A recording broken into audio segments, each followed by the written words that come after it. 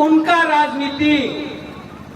राजनीति नफरत का है, मोटरसाइकिल में आएगा, डंडा लेके आएगा। हम लोग का राजनीति प्यार का राजनीति है, जो सब है यहां में,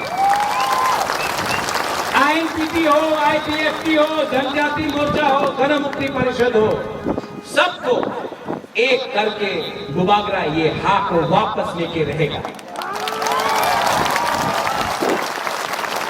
6 तारीख को आपका वोट है, 10 तारीख को, हाँ गुबागरा सुनिए,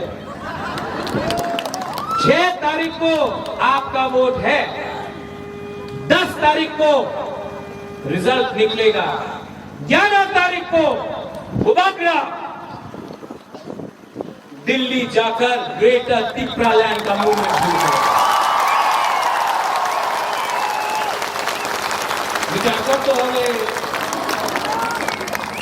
और वहां में वो आप लोग यहां में ये चीनी सेकुलर और से चीनी भविष्य चुन के बनी तोला तोंगिया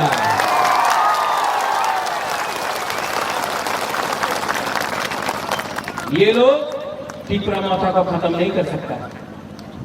साबरूम से लेके अम्बासा तक, खुमुलुम से लेके कंचनपुर तक, कंचनपुर से लेके राइमा वैली तक, परकुक से लेके तेलियामुरा तक, तेलियामुरा से लेके ख्वाई तक, पूरा त्रिपुरा में आईएनपीटी त्रिपुरा मौका पावर में आ रहा है।